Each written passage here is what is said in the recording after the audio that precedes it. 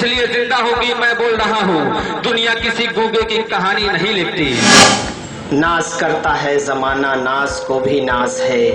आप सब बुलंदी पर रहें, मेरे दिल की ये आवाज है। इसलिए अगर हमें भ्रष्टाचार पर काबू पाना है तो अपनी सोच को पारदर्शी बनाना पड़ेगा। जाएगा गुनाहों का तस्वुरी जहां से कमाल हो जाए कर यकीन खुदा देकर आए। अब मैं सीधे सीधे पार्टिसिपेट की तरफ रुजू कर रहा हूं, जिन्होंने पहले topic corruption and our opportunities, भ्रष्टाचार और हमारी जिम्मेदारियां, बदउनवानी और हमारी जिम्मेदारियां में हिस्सा लिया। अब मैं सीधे इनवाइट कर रहा हूं और मजहर मेजर साहब से कहूंगा कि आप अलर्ट हो जाएं। तो मैं पहला नाम इनवाइट कर रहा हूं, Mohammad Saad, Little Flower Children School, Mohammad साद।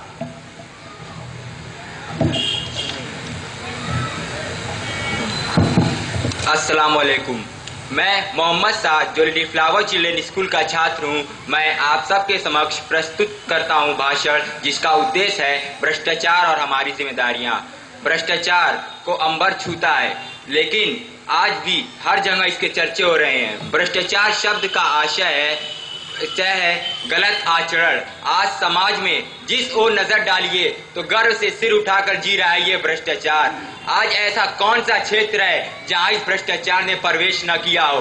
कार्यालय में आपकी अट्टी फाइलें रफ्तार से दौड़ने लगती हैं, बस जरूरत होती है उसमें अपने जेब से पैसे निकालकर उसमें पहिए लगाने की।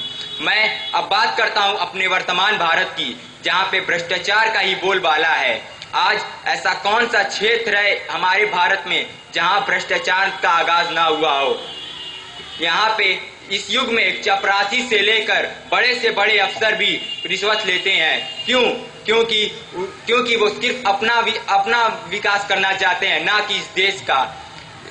यहाँ पे कोई घोटाला, यहाँ पे कोई प्रोजेक्ट शुरू नहीं होता कि उससे पहले उसमें घोटाला हो जाता है। उन घोटालों की फाइलें तो बनाई जाती हैं, मगर उन फाइलों का कुछ पता नहीं चलता, क्योंकि उन जांच अधिकारियों को भी अपनी हराम कमाई का थोड़ा सा हिस्सा देकर उन फाइलों को कहीं दबा दिया जाता है। हम कहीं और क्यों देखें, हम अपने इस मऊ क्षेत्र में ही देखते हैं। मोहल्लों में नालियां बनाई जाती हैं, ईंटें बिछते हैं, और जहां से मोहल्ले की शुरुआत होती है वहां पे एक बोर्ड लगाकर कुल खर्चा 15 लाख रुपए लिख दिया जाता है। और अगर हम उसको पूरे कायदे और कानून से हिसाब से लगाएं तो उसमें कुल खर्चा हुआ रहता है 5 से 6 लाख रुपए। बाकी पैसा कहाँ जाता है?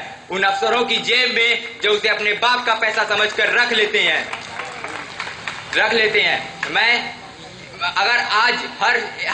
अगर आज की मानव की मानसिकता ये हो गई है कि पैसा कमाना ही सब कुछ है, इसने सोच लिया है कि उसका ईमानदारी सब कुछ पैसा है। अगर हम यही सोच को बदलें तो वो दिन दूर नहीं जब हमारा देश भ्रष्टाचार मुक्त होगा, और हम ये गर्व से कह सकेंगे कि हमारे देश में कोई भी ऐसा व्यक्ति नहीं जो रिश्वत लेता हो। और ये सोच को बदल सकते हैं वो हैं हम युवा, क्योंकि आज के ही युवा कल के भविष्य हैं। अगर यहाँ पे कोई भी भ्रष्टाचार के खिलाफ आवाज उठाता है तो उसके खिलाफ ही एक्शन लिया जाता है।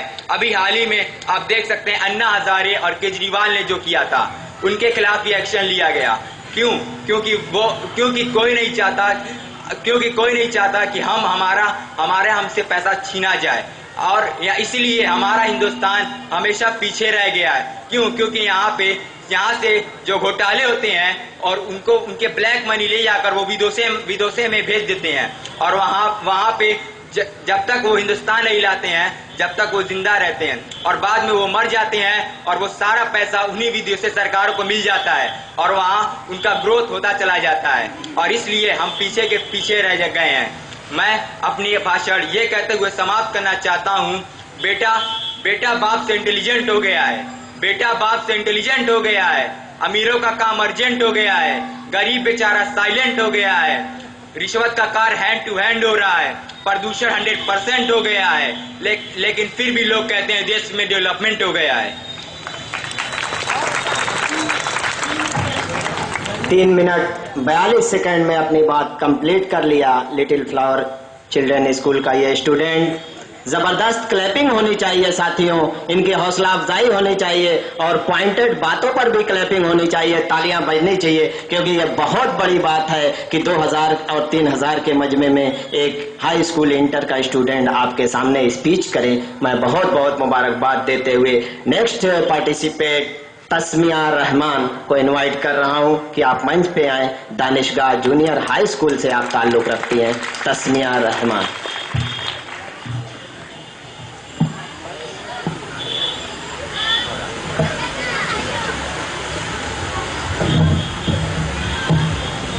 आदरणीय अध्यक्ष महोदय, मुख्य अतिथि, जजेस साहिबान, मऊ स्पीच कंपटीशन के संयोजकगण, उपस्थित जन, अस्सलामु अलैकुम व रहमतुल्लाहि व बरकातुहू। मुझे आज भ्रष्टाचार और हमारी जिम्मेदारियां के शीर्षक पर आपसे चर्चा करनी है। इस अत्यंत सुंदर संसार के रचयिता को मेरा संपूर्ण धन्यवाद और मैं स्वयं उसकी उपासना हेतु समर्पित हूँ कि उसने ऐसे विचित्र संसार की रचना कर हमारे अनुकूल बनाया और इस संसार में रहते हुए हमें पूर्ण संतुलन हेतु मार्गदर्शन दिया।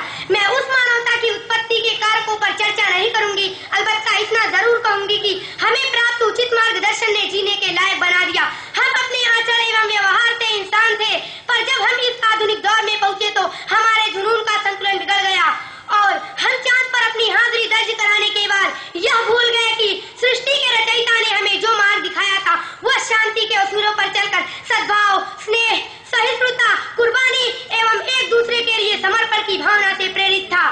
पर जब हमने अपनी आजादी को दूसरों के उत्पीड़न, दमन, जुल्म, ज्यादती, नफरत, कुटुंबवाद, धर्मवाद, वर्गवाद, क्षेत्रवाद के दायरे में ले लिया तो हमारे अंदर आत्मीयता की कमी पनपने लगी और हम स्वाभिमानी होने के बजाय अहंकारी और निरंकुश होकर मात्र अपने स्वार्थ की सोचने लगे।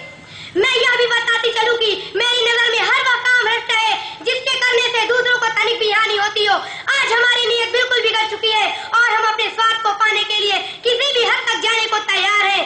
अगर मैं कहूँ कि समाज में अधिकतर लोग भ्रष्ट है तो इसलिए गलत नहीं होगा, क्योंकि मेरी नजर में भ्रष्टाचार की परिधि में हर वह कार्य आते हैं जो गलत तरीके से कारक को फायदा पहुँचाते हो। जैसे अगर मैं कहूँ कि मैं पढ़ाई में मेहनत क्यों करूँ जबकि सुविधा शुल्क देकर मैं मेरिट पा सकती हूँ। अगर मैं कहूँ कि मैं किसी लायक और जिम्मेदार उम्मीदवार को वोट क्यों करूँ जबकि किसी आरे गहरे उम्मीदवार को वोट देने से मुझे आर्थिक लाभ मिलता हो। अगर मैं कहूँ कि क्या हुआ जो मैं योग्य नहीं हूँ, मेरे पास जुगाड़ है, सिफारिश है और मैं अपने गलत प्रभाव के प्रयोग से किसी योग्य का हक डकार सकती हूँ। जब हम अपने दायित्वों के निर्वहन से मुंह मोड़ लेते हैं और शांत रास्ता अपनाकर किसी भी प्रकार का गलत लाभ प्राप्त करने लगते हैं, यही तो भ्रष्टाचार है। जहाँ शोषण है वही भ्रष्टाचार पनपता है और जहाँ भ्रष्टाचार है वही शोषण विद्यमान है, क्योंकि दोनों एक दूसरे के कोटि पूरक है। मेरी समझ यह कहती है कि किसी के अधिकारों का हनन करना ही भ्रष्टाचार है, पर आज हमारी आकांक्षाएं इतनी ऊंची हो गई है कि हम अपने स्वार्थ के लिए दूसरों के हितों को लगातार रोध रहे हैं और यहीं से भ्रष्टाचार एवं शोषण की नींव पड़ती है। अन्याय, विषमता और असमानता भी यहीं से जन्म लेती है, जिसके चलते ही किसी एक समाज को दूसरे समाज से, एक धर्म को दूसरे धर्म से, एक वर्ग को दूसरे वर्ग से लड़ाकर अपना स्वार्थ हासिल किया जाता है। इससे हम मानव जगत को बात कर देखते हैं, जिससे अहंकार पनप कर अपनी पराकाष्ठा छूने लगता है। यहाँ पर भ्रष्टाचार को और बल प्राप्त होता है और वह हमारी आत्मीयता और उस मानवीय बुद्धि को भ्रष्ट कर देता है, जिसके चलते ही हम इंसानों को शिरोमणि कहा गया था और हम एक दूसरे के लिए अत्यंत सहिष्णु थे। पर परिवेश बदला और यही इंसान भ्रष्ट होकर हैवान बन गया, जो प्रताड़ना, दहशत, भय एवं आतंक के माहौल से गुजरते हुए भ्रष्टाचार की दूरी पर घूमने लगता है। आज भ्रष्टाचार ने पूरे मानव जाति का जीना दूभर कर दिया है, जिससे कोई भी देश अथवा क्षेत्र सुरक्षित नहीं है। हम यह भी कहते हैं कि आतंकवाद भी भ्रष्टाचार के किसी न किसी शाखा का कोई बड़ा रूप है। अगर हमने भ्रष्टाचार पर रोक एवं अंकुश नहीं लगाई तो हमारे पूरे समाज के संतुलित आचरण को किसी भ्रष्टाचार प्रेमी की बुरी नजर लग सकती है। हमारी जिम्मेदारी है कि हम भ्रष्टाचार पर काबू पाने के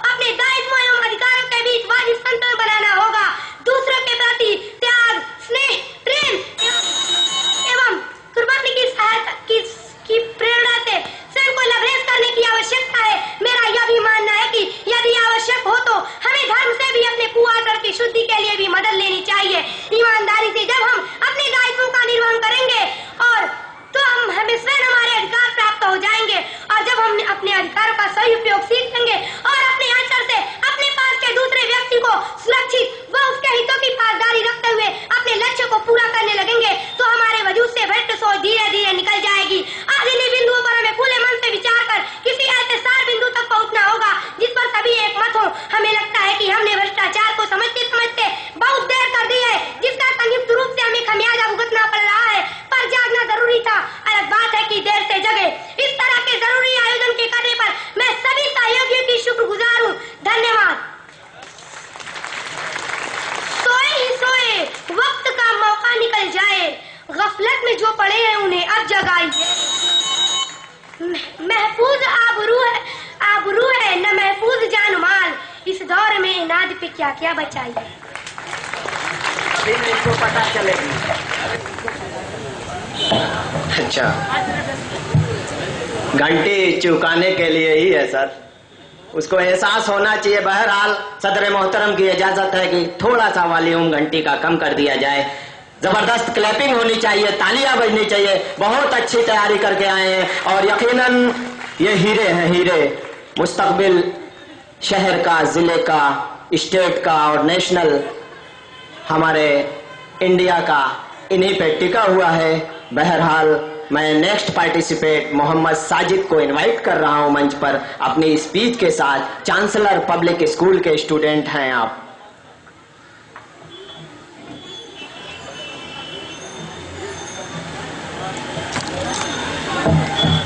मेरे प्यारे भाइयों और बुजुर्गों, नौजवान साथियों और डाइस पे बैठे सोहरा इकराम, अस्सलाम वालेकुम। आज की सबसे बड़ी टॉपिक है भ्रष्टाचार और मऊ स्पीच कंपटीशन। शहीदी ग्रुप मऊ सेवा केंद्र के माध्यम से हम सबको भ्रष्टाचार जैसी कालिक को बोलने का अवसर प्रदान हुआ। चूंकि समय बहुत कम मिला है, इसलिए टॉपिक की शुरुआत करते हुए एक गजल के माध्यम से भ्रष्टाचार की छोटी सी झलकी प्रस्तुत करते हैं।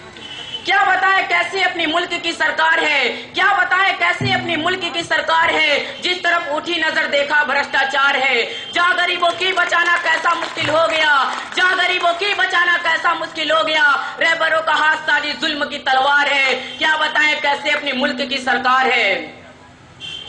भ्रष्टाचार का अर्थ है भ्रष्ट आचरण या पतित व्यवहार। स्वार्थ में लिप्त को कोई भी किया गया गलत कार्य भ्रष्टाचार होता है। भ्रष्टाचार का दायरा विशाल है। भ्रष्टाचार के कई रूप होते हैं।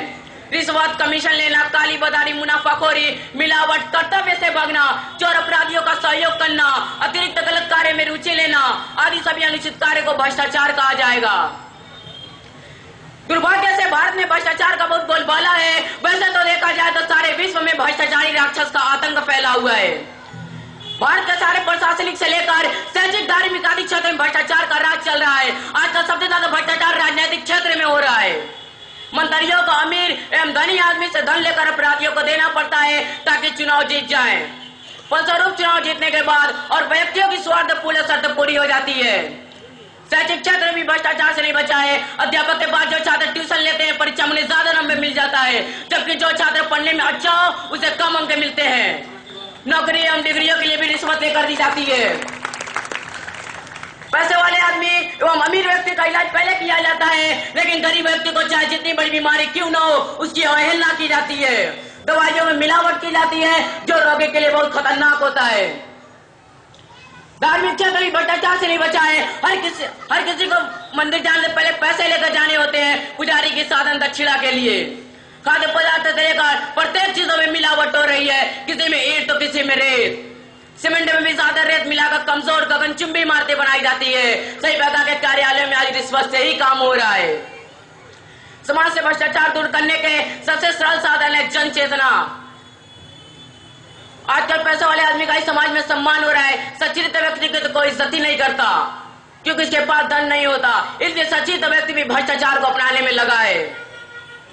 भूख एवं गरीबी के कारण व्यक्ति को नाम न मिलने पर आदर्श का सम्मान न रखते हुए दहेज जैसी समस्याओं का संघर्ष करने के लिए भ्रष्टाचार को अपना लेता है। धन के त्रिशराम जलता हुआ आदमी बाहरी साज सज्जा के लिए, भोग विलास के लिए पैसे कमाना चाहता है। उसके लिए सबसे लघुत्तम साधन है भ्रष्टाचार। आदमी इतना स्वार्थी हो गया कि वो भ्रष्टाचार को फैलाकर दुनिया भर की संपत्ति अपने पेट में, अपने मुंह में, अपने घर में भर लेना चाहता है। बेकारी की समस्या के कारण अगर शिक्षित व्यक्ति को नौकरी नहीं मिलेगी तो बेचारा वो कौन सा रास्ता अपनाएगा। दर दर की ठोकर खाने के पश्चात वो शिक्षित व्यक्ति भी भ्रष्टाचार के जरिए पैसे कमाने की बात सोचेगा। समाज से भ्रष्टाचार दूर करने के सबसे सरल साधन है जन चेतना। बच्चों के लिए विद्यालय, घर एवं गुरुजन जैसे संस्कार मिलने चाहिए जिससे कि वो भ्रष्टाचार और सदाचार में अंतर समझ सके और आगे चलकर सदाचार को अपनाए। सरकारी अधिकारियों एवं विवेकाधिकारियों को सीमित करने से ही भ्रष्टाचार को दूर किया जा सकता है। सरकार अगर ऊंचे पद के अधिकारी भ्रष्टाचार नहीं करेंगे तो छोटा कर्मचारी भी नहीं करेगा। जन आंदोलन से ही भ्रष्टाचार को दूर किया जा सकता है। सरकारी अधिकारियों, सरकार भी भारत देश में अन्ना हजारे के खिलाफ हुए जन आंदोलन से जागृत होकर जन लोकपाल बिल में अमल कर रही है जिससे कि भ्रष्टाचार को दूर किया जा सके। पुलिस आरटीआई कानून से भी सरकार भ्रष्टाचार को कम करने में सफल हो सकेगी। इन सभी समाधानों के अलावा सबसे अच्छा एवं सक्रिय समाधान यह है कि प्रजा दोनों सचेत हो जाए तथा सच्चे सदाचार को अपनाए तो भ्रष्टाचार का नामो निशान मिट जाएगा। जनता एवं सरकार दोनों को जागृत होना पड़ेगा। इसीलिए इसके साथ अपनी बातों को खत्म करता हूँ। अस्सलाम वालेकुम। यकीनन इनके हौसले को देखकर आपकी तालियां कम पड़ रही हैं। जबरदस्त क्लैपिंग होनी चाहिए, तालियों की गड़गड़ाहट ऐसी होनी चाहिए कि ये लड़का कामयाब हो जाए और इसकी ख्वाहिशें कामयाब हो जाएं और इसके जज्बात और अंदाज में और मिठास और रूहानियत आ जाए ताकि कहीं भी ये होपलेस ना हो ये स्टूडेंट। मैं चाहूंगा कि आप एक बार जबरदस्त क्लैपिंग इन स्टूडेंट्स के लिए जिन्होंने जिले से इंतखाब हुए हैं। सिर्फ 2 दर्जन स्टूडेंट, सिर्फ 12 मदरसों से और 12 स्कूलों से। अब मैं दूसरे टॉपिक के जज हजरत मौलाना जफर अहमद जमीरी साहब उस्तादे मोहतरम मिफ्ताहुल-उलूम जामा मिफ्ताहुल-उलूम मऊ को बैज देकर इस्तकबाल करने के लिए मोहम्मद सालिम अंसारी से चाहूंगा कि आप उनका इस्तकबाल करें। ये थे Mohammad Sajid, Chancellor Public School के नेक्स्ट प्रतिभागी। अगले participate Mohammad Zulfikar Sundar Yadav Inter College Sultanpur Kolaura से ताल्लुक रखते हैं। भ्रष्टाचार और हमारी जिम्मेदारियों पर अपनी स्पीच करेंगे। जजेस हैं मोहम्मद मुस्तफा, मौलाना इस्लामुद्दीन और जीशान सिद्दीकी दूरदर्शन। आली जनाब सदर साहब और स्टेज पर रौनों के अफरोज रहबर कौम मिल्लत और सामईन हजरात, अस्सलामु अलैकुम व रहमतुल्लाहि व बरकातुहू। कुरान मुक़द्दस में अल्लाह ताला का इरशाद है, इन्नस सलात तन्हा अनिल फ़हशाई वल मुनकर, बेशक नमाज बेहयाई और बुरी बातों से रोकती है। और हमारे नबी अकरम हज़रत मोहम्मद मुस्तफ़ा सल्लल्लाहु अलैहि वसल्लम ने पूरी इंसानियत को खिताब करते हुए फरमाया था, कुल्लुकुम राई व कुल्लुकुम मसऊलुन अन रइयतिही, तुम में हर एक शख्स अपने मनसब का जिम्मेदार है और हर एक से उसकी जिम्मेदारी के बारे में पूछा जाएगा। चाहे वह नाज़िम आला हो या वजीर आला, प्रधान हो या प्रधानमंत्री, पति हो या राष्ट्रपति, हर शख्स अपने अपने मनसब का जिम्मेदार है। और जब ये जिम्मेदारी का एहसास खत्म होता है तो भ्रष्टाचार का जन्म होता है। सूबाई और मरकजी सरकार अवाम की फलाह बहबूद के लिए बहुत सारी योजनाएं बनाकर पास करती है। सरकारी खजाने से वह रकम निकाली भी जाती है लेकिन वह रकम चंद लोगों में विभाजित होकर रह जाती है।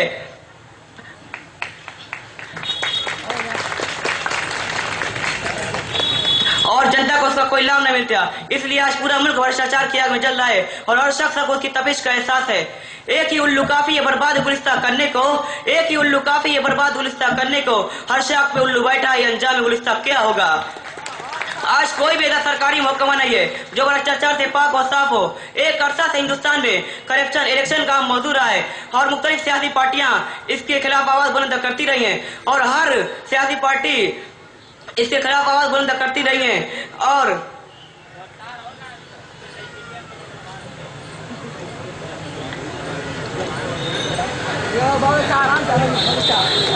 आज जिंदगी का कोई ऐसा शोभा नहीं है जहाँ बदनवानी का अमल दखल ना हो। आज हमारे स्कूल में लियाकत और सलाह की बुनियाद पर नहीं बल्कि रिश्ते और रोशत की बुनियाद पर मदारिस का इंतखाब किया जा रहा है। और हमारे इस्लामी मदारिस जहाँ चोरी बेईमानी रिश्वतखोरी से इतना पर अदब दिया जाता है, ये इस्लामी मदारिस में बंदअमनी से महफूज नहीं रहे। और ताज़ा रिकॉर्ड के मुताबिक हिंदुस्तान करप्शन के मामले में 76वें मुकाम पर है जो हमारे लिए बहुत ही शर्म का मुकाम है। आज हमारी ये जिम्मेदारी बनती है कि हम एक गैर सियासी कमेटी तश्कील करें जो पूरी ताकत के साथ भ्रष्टाचार के खिलाफ आवाज उठाए और हर शख्स इस कमेटी का ताउन करे ताकि करप्शन हमेशा के लिए दफन हो जाए। और हमारी ये जिम्मेदारी बनती है कि हम एक तालीम याफ्ता और ईमानदार MP, MLA और मेंबर का इंतखाब करें, क्योंकि गैर जिम्मेदार नेताओं की जैसे ही करप्शन में इजाफा होता है। और हमारी यह भी जिम्मेदारी बनती है कि हम सदाकत से चश्मपोशी और बदनुमाई की पुष्टि पनाही करने वाले तमाम चैनलों का बाइकाट करें, क्योंकि ये गैर जिम्मेदार इत्तेफाक की वजह से ही आज न जाने कितने तालीम याफ्ता नौजवान जेल की सलाखों के पीछे जिंदगी गुजार रहे हैं।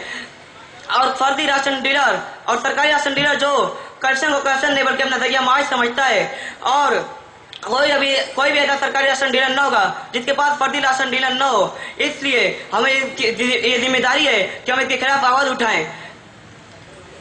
मिट जाएगा गुनाहों का तस्वुर इस जहां से, मिट जाएगा गुनाहों का तस्वुर इस जहां से, वो दिल में अगर यकीन कि खुदा देख रहा है।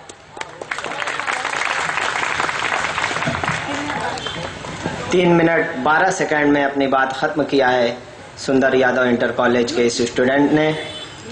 मैं सभी खास और आम मेहमानों का शुक्रिया अदा करता हूं और इस्तकबाल करता हूं उत्तर प्रदेश बुनकर समिति के सदर आली जनाब अबू बकर अंसारी साहब का और शुआइब नुमानी साहब की, जो कि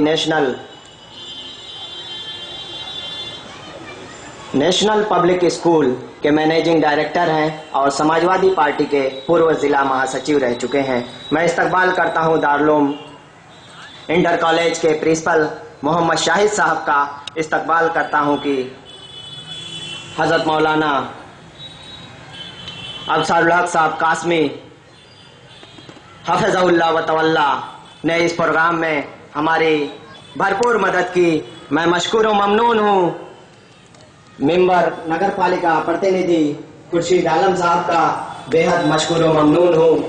हर वक्त हर लम्हा लगभग 1 महीने से इस प्रोग्राम के सिलसिले में फिक्रमंद रहने वाले उस्ताद मोहतरम और इस प्रोग्राम की सरपरस्ती कर रहे हजरत मौलाना खुर्शीद अहमद साहब मिफ्ताही दामत बरकातहू का बेहद मशहूर हूँ। आली जनाब तैयब पालकी साहब का, जिनका ये मशवरा था कि इलाके से लगभग 7-8 सालों से ये मशवरा देते थे कि इलाके से 10 या 15 स्टूडेंट को ही चुन के होनहार स्टूडेंट को चुना जाए और एक तारीखी अमल में प्रोग्राम आए जिससे उनकी हौसला अफजाई हो। तो चेयरमैन साहब मैं आपको बता दूं कि इस प्रोग्राम में सईदी एजुकेशनल अवार्ड का ऐलान हुआ है और इंशाअल्लाह हर एक साल में जामिया मिफ्ताहुल औरंगाबाद में पढ़ने वाले सभी लियाकतमंद और कामयाब तलबा को इनामात से नवाजा जाएगा। और आपके मशवरे के मुताबिक इस प्रोग्राम में शुरुआत हो गई है, जिसके लिए बहुत बड़ा ताउन किया है, हमें हौसला दिया है मौलवी उबैदुल्लाह मिफ्ताही साहब ने, जो कि मोहतमिम है मदरसा अल महदुल इस्लाम तहफ़्फ़ुज़ुल कुरान हकीकतपुरा के। मैं बेहद मशकूर व ममनून हूँ सभी मेहमानों का और नेक्स्ट स्टूडेंट शहाब नुमानी साहब से इनवाइट करूंगा। Shahab Numani, Aliya High School. साहब नुमानी अपनी स्पीच भ्रष्टाचार और हमारी जिम्मेदारियां के साथ। अस्सलामु अलैकुम। भ्रष्टाचार का मतलब क्या होता है मैं आपको बताता चलूं। प्रत्येक देश का एक राष्ट्रीय चरित्र होता है जो उसकी पहचान बनती है। जैसे जापानी परिश्रमी और अंग्रेज राष्ट्रभक्त और फ्रांसीसी सौंदर्य प्रेमी होते हैं। इसी मूलभूत में भारतीय लोगों का देखा जाए तो उनकी कोई विशेषता नहीं होती। भारत के अधिकतर लोग भ्रष्टाचार के दलदल में फंसे हुए। मैं आपको बता दूं कि भ्रष्टाचार चारों तरफ फैला हुआ है और हमारे यहाँ भ्रष्टाचार सबसे ज्यादा है। स्वतंत्र आजादी मिलने के बाद सभी लोगों ने ये सोचा था कि अब हमें स्वच्छ सरकार मिलेगी, लेकिन उनकी ये कल्पना एक यथार्थ बनकर रह गई। उनको सिर्फ भ्रष्टाचार को ही देखना पड़ा और आज भ्रष्टाचार चारों तरफ फैला हुआ है। अधिकारी रिश्वत लेते हैं, सरकारी कर्मचारी रिश्वत लेते हैं और अध्यापक ट्यूशन की दुकानें चलाते हैं और सरकारी अधिकारी रिश्वत, लाखों की रिश्वत लेते हुए रंगे हाथ पकड़ा जा रहा है मेरे भाइयों, मेरे दोस्तों। और जब डाक तहलका इसका जांच आयोग का पर्दा साफ करती है तो उसी के खिलाफ जांच आयोग बैठा दिया जाता है। और तो और हमारे मुल्क, इसी के कारण हमारा मुल्क भ्रष्टाचार के मामले में 76वें स्थान पर है मेरे भाइयों दोस्तों। और भ्रष्टाचार तो इतना हमारे मुल्क में है कि उसका कोई मिसाल नहीं। भ्रष्टाचार गिनाए तो रातें बीत जाएंगी। चारा घोटाला, चीनी घोटाला, रत्न घोटाला और साइकिल घोटाला गिना तो मेरे भाइयों रातें बीत जाएंगी। और कौटिल्य ने अपने अर्थशास्त्र शब्दों में भ्रष्टाचार का वर्णन करते हुए कहा था कि जिस प्रकार जीभ पर रखे शहद का स्वाद न लेना असंभव है, उसी प्रकार किसी भी राज्य के शासक या उसके एक अंश का भक्षण न करना असंभव है। और भ्रष्टाचार खत्म करने के लिए हमारे भारत में ऊंचे पदों पर ईमानदार लोगों को बैठाया जाए, जिस और सरकार और समाज की तरफ से उसे सम्मानित किया जाए। इसकी वजह से भ्रष्टाचार कम होगा मेरे भाइयों दोस्तों। आज भ्रष्टाचार से ईमानदारी दबाई जा रही है। और तो और भ्रष्टाचार इतना फैल चुका है कि उसका कुछ कहना ही नहीं है।